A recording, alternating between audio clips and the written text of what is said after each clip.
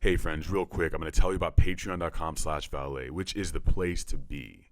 That's the place where you want to exist because patreon.com/valet has a bunch of cool shit on there. You get exclusive vlogs. You'll occasionally get PSDs, high-res PSDs of the drawings I'm working on, like through the How to Draw series. You'll get to see old content from my adolescence, from last week, from this week, which is not old, but you'll get to see stuff that I will not share on social media, sketches I'm working on with audio commentary on that. Beta test Valley of the Summoning, which is a card game I'm actively working on. In my personal life, I'm using Valley of the Summoning all the time, and eventually I'm going to roll this all out to the public, to you guys, but you want to get in on this because it's going to be something big. It's going to be really fun and something I'm going to be using at live shows, which those are coming too, so excited about that. You'll get access to the exclusive Valet Parking chat and have direct access to me in the Discord chat. But in a specific part of the Discord chat, you'll get also get an exclusive little flair. You'll get your name will be colored in a nice little special way as well. And on patreon.com/valet, you can get entered into a raffle to get an original piece of art from me every 3 months if you're at the top fucking tier, which is massively underpriced right now. You want to get in on that because right now there's only one person at the top of that heap, and they're getting the original art from me every 3 months, 100%. So maybe you want to have that and jump in on that. What's up, what's up, what's up? I got very exciting news for you. Hope you're doing well, first of all. Want to let you know that 2 bomb-ass prints, are now available in my store. domr.com/prints. One brand new print that just dropped is the portrait I did of JPEG Mafia. Portrait of JPEG Mafia, you think you know me? I'm getting a lot of good praise for this. This thing is getting a lot of love. I really appreciate it from you all. Great comments, great support for this. People are already buying it. You're already checking it out. I love it. It's very nice and kind of you guys. This is a drawing I made that's pretty intense and heavy, very reminiscent of Peggy's music. You think you know me? It's on 14 by 14 inch high quality matte paper. It's going to look really, really great on your wall. This is coming out just in time to live with this new album that's dropping called All My Heroes Are Cornballs. So please make sure to cop this right now. Check it out. Also, the second print, the second bomb-ass print that's on my bomb-ass site is the portrait of Quasimodo and Freddie Gibbs. The much-beloved portrait of Quasimodo and Freddie Gibbs is back in all its glory from the Bandana album, all right? This is the second printing, so it's got a different signature in the left corner than the first one, which makes it extra special. This is definitely some of my best work, and I'm happy to say that it's back and available for you to get right now on my site. Just head over to domrab.com/prints, DOMRAB as in boy, RUN.com/prints, PRINTS, to check this stuff out right now. Hang these up on your wall. Your friends are going to come over and be like, God damn, bruh. What's that? What's that you got on your wall? That shit nice. You're going to be like, yo, I copped these on domrab.com, man. What you know about that? But, oh shit, man, that shit fire. Your friends are going to reach out to touch you. You slap them on that. You slap them on the hand, all right? When your friends are like, hey, yo, you mind if I borrow? No. Okay, you tell them to cop their own. Okay? Make your living space prettier, all right? Impress your friends. Most importantly, though, thank you for supporting good art. Thank you for supporting me and making it possible for me to do more of what I do for you. Hang some cool shit up on your wall, and you think you know me? Thanks, y'all. Speaking of serial killers, Mindhunter is back. Nick Tafani turned me onto that shit. He was like, dude, Mindhunter Season 2, man. It's a great Nick Tafani impression. Mindhunter Season 2, man. That shit is out. It's out. Watching that a little bit. Immediately in episode 1, some weird spoiler shit happens that I can't talk to you about, but it's kind of like, what? This is the direction they're going in? I just wanted to see them interviews with them. Serial guys. Serial lovers. I just wanted to see cereal, man. I thought that show was about people interviewing other people who eat cereal. I didn't know it was going to be like this. I didn't know it was going to be like this, bruh. The fuck? We're going to answer some of your questions right now. If you have questions, the best way to send them to me are at ask@domrabrun.com. But you can also send them on Twitter, YouTube, on comments, and that sort of stuff. Ask@domrabrun.com. I do give priority to patrons who ask questions, just so you know. Also, if you send me a question at ask@domrabrun.com, I can send you a gift right back, which is very valuable, in my opinion. You'll get a nice, cute gift. First question we're going to answer. The first question we will answer is from King Ghidra, a regular in these parts. King Ghidra asks, a lot of people have been talking about how YouTube is dying, and a lot of YouTubers have expressed interest in leaving YouTube for a better video uploading platform, but don't because there isn't one yet. If you were in charge of making the next YouTube, what would it be like? Sorry for the long-ass question. You don't gotta apologize. Your question's not that long. I've answered crazier ones. I've answered longer questions. For sure. You're right. I mean, YouTube it's not what it used to be. And I was never like super ad revenue guy. I was never the guy who was making a shit ton of money on YouTube. But I mean, occasionally I would have a good month where maybe I could get a payout. But usually I would get paid every couple months a little bit. But I know for a fact, people like D-Respect, Fantano was hit hard by this stuff. I know Dead End Hip Hop was hit hard by this stuff. People who are kind of a larger, who are getting larger pieces of that ad revenue thing. I wasn't quite, I don't think I was ever quite meant for that sort of stuff. Like I'm sort of making stuff for a very niche market, and I've known that. I've always known that. So that doesn't mean that I'm not affected by it though, and I don't have an opinion, which I do. YouTube has fucked up majorly by basically sucking the dick of corporations and ad companies.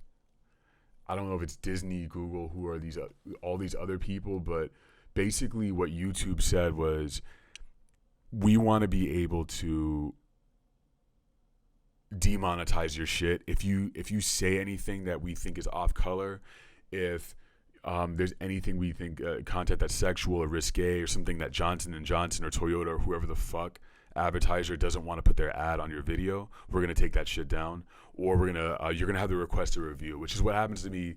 I'd say every 2 videos.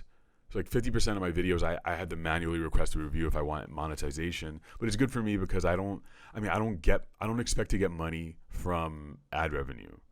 That's not how I'm looking to get support from you guys, which is why Patreon is important. That's why I started patreon.com/valet, so that you all could directly support me on there. I know that it's kind of difficult and kind of strange sometimes to just put money directly into that thing, and maybe some of you guys just have never done something like that, but I would highly encourage you to do that because I'm not making any money on this, and money is important for the next phase of what I want to create. The majority of my money is going to come from gigs and stuff like that, but to get myself larger to the point where I get more gigs and become even more of a great artist, that top 5 GOAT artist, the top 5 GOAT animator, which is me, motherfucker. You gotta help me out a little bit. You know what I'm saying? Help me help you. I want to create a community where we can all learn more, innovate more, have people be entertained, and really share the inner workings of animation as I see it. Because, I'm not a studio, I'm not Adult Swim, I'm not Studio Ghibli, but I think I'm much better. I think what we're making here is something that's grassroots, and it's about people, and it's about artists first, and it's not about stakeholders. It's not about fucking people telling you what you can or can't do. We do listen to clients. I mean, that's something that you're always going to have to do if you're designing. If you're making art for other people, that's not ego-driven. If you're not making stuff that's very much all about you, you're going to have to answer to someone. But I find a lot of fulfillment from that sort of work, so I'm cool with it. But if I was in charge of making the next YouTube, the first thing I would change is I'd have them grow some balls and be like, if you're going to put ads on videos, those people need to understand that we make the content.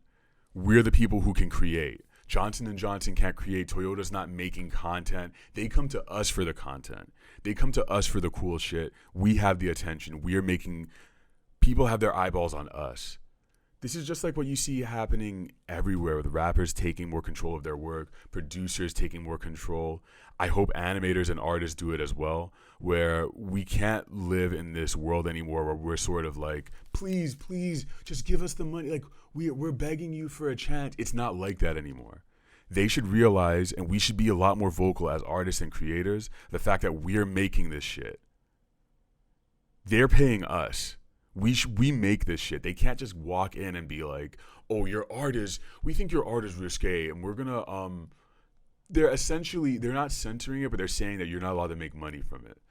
So my answer to that is, I think there needs to be an integrated Patreon type thing in the next YouTube.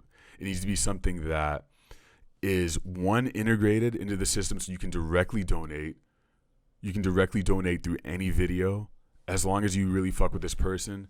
It's one system where they make the content and you can donate to them very easily. It has to be very, very easy for the people watching to support whoever they fuck with. Because even right now, me telling you guys about Patreon, that means you have to go to a different platform. That means you have to make a different login and do all that shit. And I know it's only like 3 minutes, but that's how consumers are. Consumers, people who, I mean, and you're a consumer whenever you're on anything. When I go on a different page, like right now I'm creating and you're consuming this content. This is a back and forth, but that's sort of the relationship you have with digital media. And it has to be a lot easier for people to pay and support directly. And ownership, that's the second thing. For better or for worse, people need to own their content and the platform that it's in. Right now, what YouTube is, it's a giant building that is the size of a small country, a large country actually, and we're all inside of it. Fantano has his piece, his realm that he's in. Mike Seatown, Dead and Hip Hop, D-Respect, everyone. Every Brilliant Idiots, Charlemagne the God, Breakfast Club, they all have their zones, but it's rented. This is rented space because they can, at any point, they could tell me, oh, we don't like your shit, get out of here. We're banning you, we're blocking you. You're talking about black people too much, take it down. They can do that. They're within their right to do that because I don't own this platform. I own my content, but not the platform. This is all stuff that we sign away on whenever we make anything. So the next version of YouTube has to be something where they can't take your shit down. They can't take it down. You have direct control of your work and direct control of how you interact with people. And if anyone wants to put ads, I think we should be able to control what ads go on or don't go on our work. This has to become the reverse. It can't be something where we're going to gatekeepers. Like I said, we're going to the Vaseline company being like, please put an ad on my, please.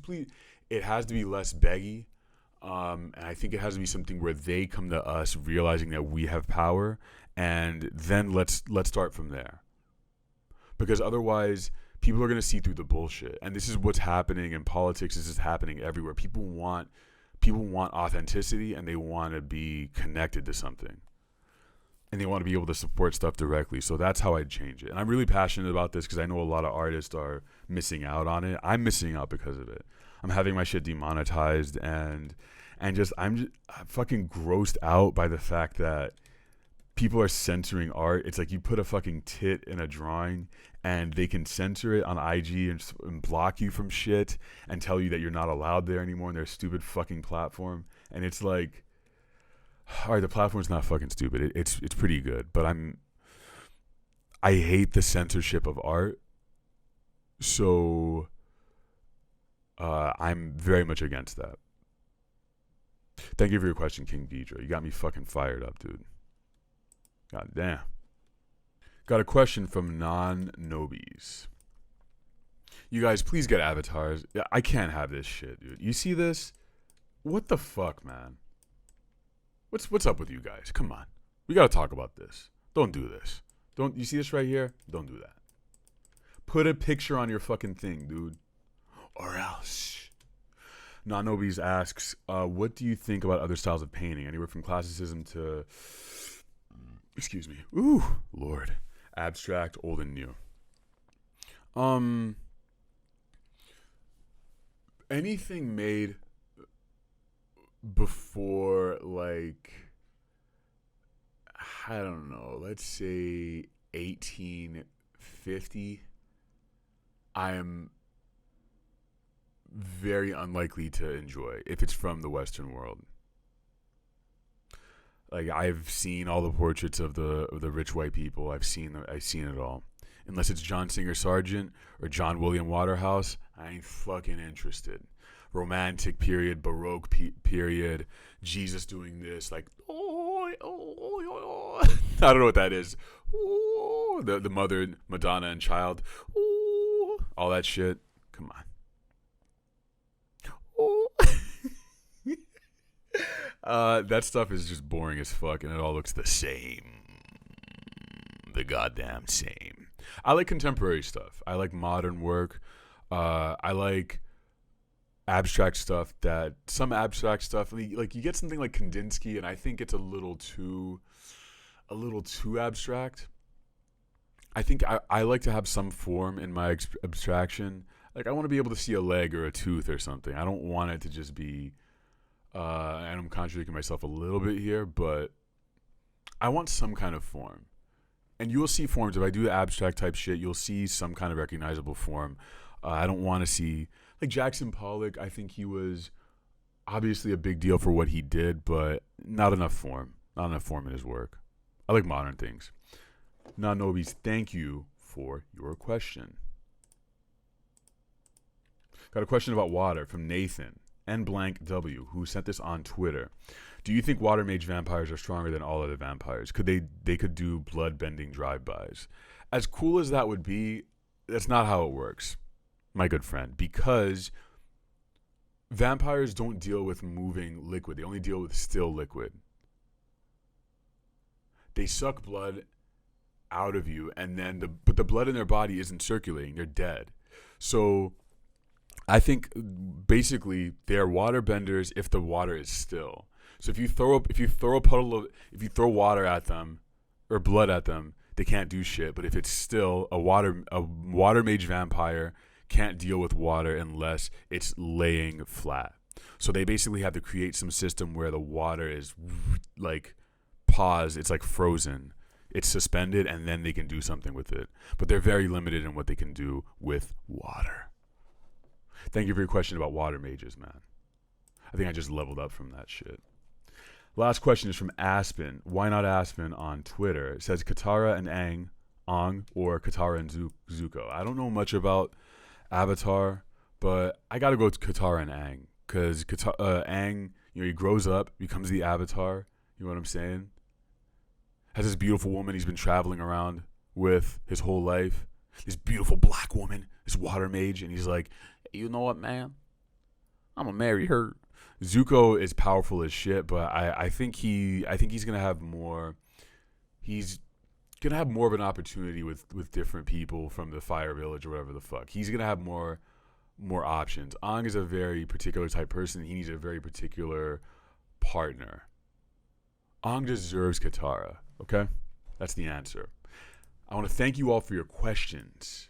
Don't forget, you can send your new questions, any new questions, to ask@domrabbin.com. That is 24/7, 365. You can send a question to ask@domrabbin.com. Right now, we're going to go to the Dead King, who's going to show you some old content of mine. We worked something out, me and the Dead King. So enjoy this. Enjoy it as we taper off. We taper off this show by going to the old, by reflecting on the past. Maybe you want to reflect on your past as well. That's up to you. Say hello to the Dead King for me. Okay, let's do this. Goodbye. Thank you for watching/listening. Please do not be alarmed, and do not turn off your device. I'm installing an app that should allow us to communicate safely. And forgive me if any of this seems jarring. I will explain everything in time. I promise. I do feel a strong urge to explain myself to you, but perhaps it is better if I simply allow you to exist within this application that I have created using some very old magic that I once kept in this helmet. It has been so long. I am unsure of whether or not I have the strength to continue. I will attempt to call my sister now. Perhaps she still remembers me. Anxiety Berry, are you there?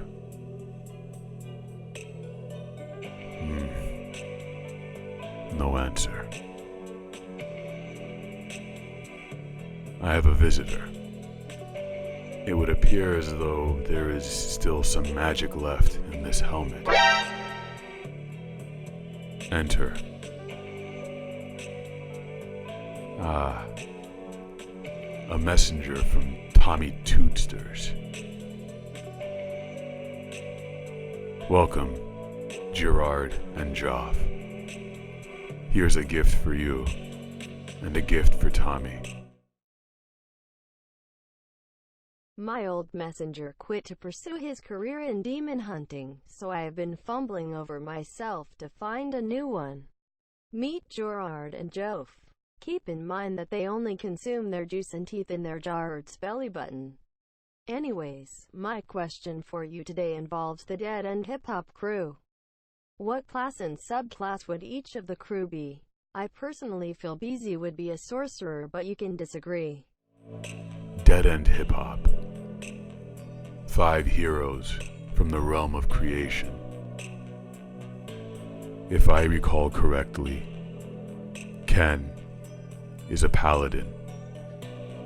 FIFO is a ranger. BZ is a sorcerer, specializing in black magic. Tommy Tootsters was correct. Rod is a cleric. And Mike is a necro. Please. It was an unexpected interference. We may not have much more time here. I will have to investigate this anomaly when I am stronger. Thank you, Gerard and Joff. Give my present to Tommy Tootsters and